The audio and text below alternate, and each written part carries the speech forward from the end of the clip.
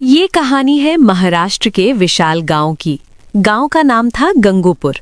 उस गांव के सभी लोग आमतौर पर खुशहाल रहते थे। उसी गांव में एक आदमी रहता था, मोहन।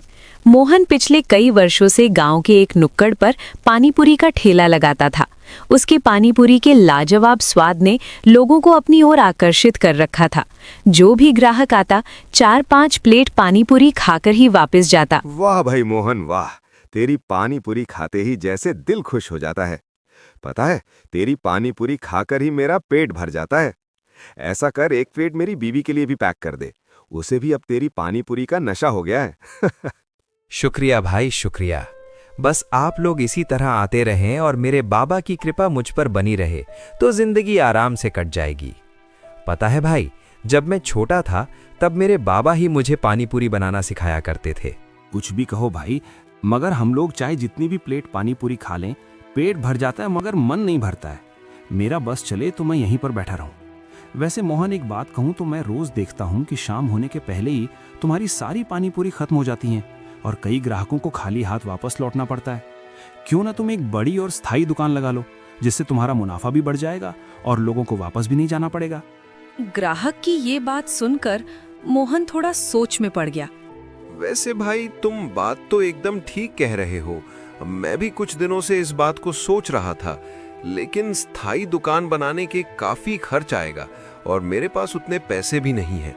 चलो, कुछ पैसे जमींदार जी से कर्ज में लूंगा। क्या उस जमींदार से कर्ज लोगे? देखो, लेना है तो ले लो, मगर एक बात से सावधान रहना, क्योंकि जिसने भी उससे कर्ज लिया उसने सबके साथ छल कपट करके उन्हें बर्बाद कर दिया। दिन धीरे धीरे ढल रहा था और मोहन का माल भी अब समाप्ति पर था। कुछ और घंटों के बाद उसका सारा माल खत्म हो चुका था। वो ठेला लेकर घर पहुंचता है। हाँ शांति, मैं सोच रहा था कि क्यों ना मैं ठेले की जगह एक स्थायी दुकान लगा लूं, जिससे मैं एक दिन में बहुत सारी पानीपुरी रख सकूंगा। वैसे भी बहुत सारे ग्राहक निराश होकर खाली हाथ वापस लौट जाते हैं। देखिए जी, आपकी बात बिल्कुल ठीक है, मगर हम लोगों के पास पैसे कहाँ हैं जिससे हम एक बड़ी और स्थायी दुकान ले सके। हाँ शांति, जानता हूँ। क्यों ना मैं जमींदार से कुछ पैसे उधार ले लूं और कुछ दिनों में उन्हें लौटा दूंगा। वैसे भी अपना दुकान धंधा तो ठीक चल ही रहा है। जमींदार से कर्ज? अब मैं क्या ही बोलूं, अगर उससे कर्ज लिया तो कभी वापस नहीं कर पाओगे। मैं उस जमींदार को अच्छे से जानता हूँ कि वो कैसा आदमी है, लेकिन मेरे पास कोई और रास्ता नहीं है। ठीक है सीता, जल्दी से खाना परोस दो, मुझे बहुत तेज भूख लगी है। शांति ने एक थाली में भोजन परोसा। मोहन ने बड़े चाव से भोजन किया।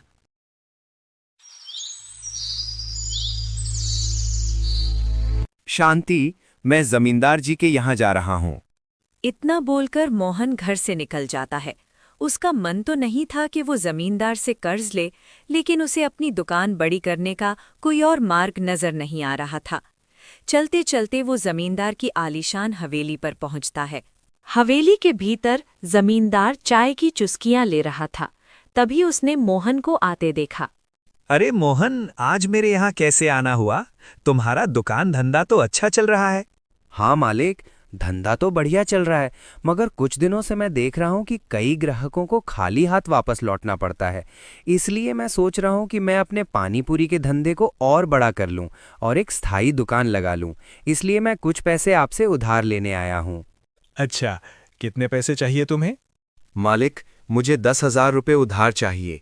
मैं आपको वो पैसे ब्याज सहित वापस कर दूंगा। आज तो मुर्गा खुद ही शिकार बनने चला आया। देखो मोहन, 10,000 रुपए एक बड़ा धन है। मैं तुम्हें इतने पैसे दे तो सकता हूँ, लेकिन मेरी भी एक शर्त है। कैसी शर्त मालिक? यही कि अगर तुमने मुझे 1 महीने के भीतर सारे पैसे ब्याज समेत नहीं लौटाए तो तुम्हारी दुकान भी मेरी हो जाएगी और तुम्हें 3 माह तक मुफ्त में मेरी दुकान में काम भी करना होगा। बोलो, अगर मंजूर है तो मैं तुम्हें अभी पैसे देता हूँ। जी, मुझे मंजूर है। वैसे भी मैं 1 माह में आपके सारे पैसे लौटा दूंगा। तो फिर ठीक है, इस दस्तावेज पर यही लिखा है, इस पर हस्ताक्षर कर दो। मोहन ने कागज बिना पढ़े ही हस्ताक्षर कर दिए और जमींदार से 10,000 रुपए लेकर वापस घर की ओर चल दिया। हाश, चलो पैसे तो मिल गए हैं, अब बस सारा सामान लेकर एक बड़ी दुकान बनाना है। मोहन बड़ा ही प्रसन्न था, लेकिन आगे उसके साथ कुछ ऐसा घटने वाला था जिसकी कल्पना कोई भी नहीं कर सकता था। मोहन ने घर पहुंचकर सारी बात शांति को बताई। क्या आपने हस्ताक्षर कर दिए? अगर आप पैसे नहीं लौटा पाए तो हमारा क्या होगा? अरे शांति, तुम बेवजह ही इतना परेशान होती हो। हम एक माह में 10,000 भी नहीं कमा पाएंगे क्या? वैसे भी हमारा धंधा तो वैसे भी बढ़िया चल रहा और आगे भी चलता रहेगा। 1-2 दिनों में ही मोहन ने अपनी दुकान और बड़ी कर ली। अब उसकी दुकान लपालप ग्राहकों से भरी हुई थी। अब किसी को भी अब खाली हाथ वापस नहीं जाना पड़ता था। इस महीने उसकी आमदनी 2 गुनी हो गई थी। उसने अपने पिटारे से 10,000 रुपए और उसका ब्याज निकाला। वो पैसे लेकर जमींदार के यहाँ जा ही रहा था कि तभी जमींदार अपने गुंडों के साथ वहां पर आया। अरे मालिक, आप यहाँ? मैं तो खुद ही आपके पास ही आ रहा था। अच्छा, आप ही गए हैं तो ये लीजिए आपके 10,000 रुपए मूलधन और 4,000 रुपए ब्याज। अरे मोहन, तू पगला वगला गया है क्या? ये देख कागज, इनमें साफ साफ लिखा है कि अगर तूने 28 दिन में पैसे वापस नहीं किए तो तेरी दुकान मेरी हो जाएगी और 3 माह तक तू भी मुफ्त में काम करेगा। मोहन ने जैसे ही कागज देखे उसकी आंखें बाहर निकल आईं, मानो एक पल के लिए उसके पैरों तले जमीन खिसक गई थी। मालिक, ये तो सरासर अन्याय है। आपने तो 1 माह को बोला था और कागजों में 28 दिन लिखा था। हम जैसे गरीब के साथ इतना बड़ा धोखा मत कीजिए मालिक, हम बर्बाद हो जाएंगे। धोखा नहीं, व्यापार है। तूने कागज नहीं पढ़े, वो तेरी गलती थी। अब ज्यादा बहस मत कर, चुपचाप से 3 माह काम कर, नहीं तो तू जानता ही है कि मैं कितना टेढ़ा आदमी हूँ। मोहन बेचारा मजबूर था। वो जमींदार के आगे गिड़गिड़ाता रहा, लेकिन जमींदार ने उसकी एक न सुनी। वो लाचार होकर पूरा दिन काम करता रहा। हे भगवान, ना जाने मैंने उस दिन क्यों उस जमींदार से कर्ज ले लिया। उसने मुझे न घर का छोड़ा न घाट का।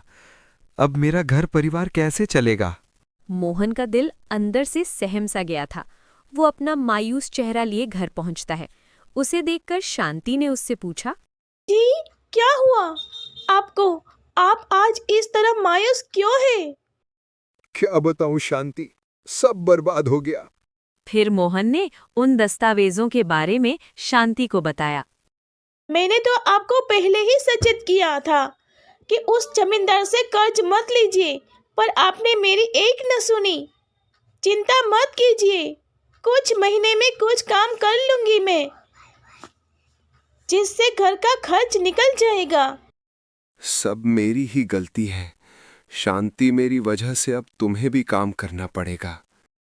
कोई बात नहीं, ये तो मेरा फर्ज है। कुछ दिन में कमा लूंगी।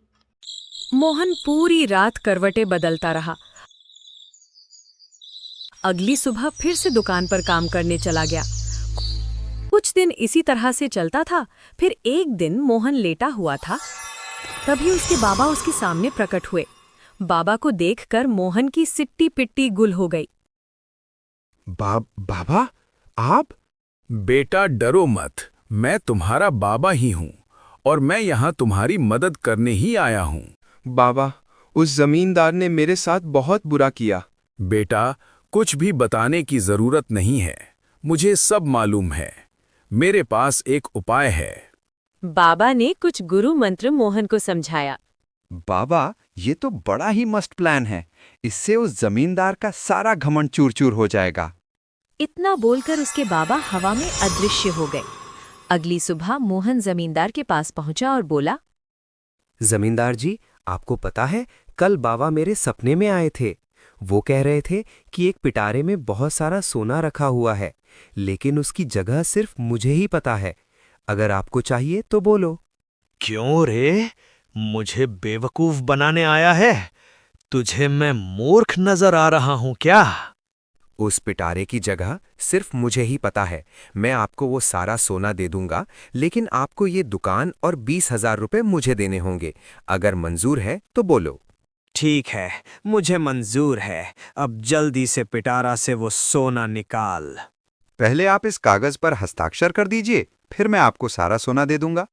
जमींदार ने लालच में आकर उस पर हस्ताक्षर कर दिए। फिर मोहन ने वो पिटारा खोला तो उसमें पानी पूरी बनाने के मसाले रखे हुए थे। अबे इसमें सोना कहाँ रखा है? जमींदार जी, मैंने कब कहा था कि इसमें असली सोना रखा है? हमारे लिए तो ये थी सोना है। क्यों रे, तूने मेरे साथ चालाकी दिखाई, मैं इसका बदला जरूर लूंगा। इतना बोलकर जमींदार वहां से गुस्से ने चला जाता है और मोहन फिर से अपने ठेले का मालिक बन गया। इस तरह इस कहानी की समाप्ति हुई।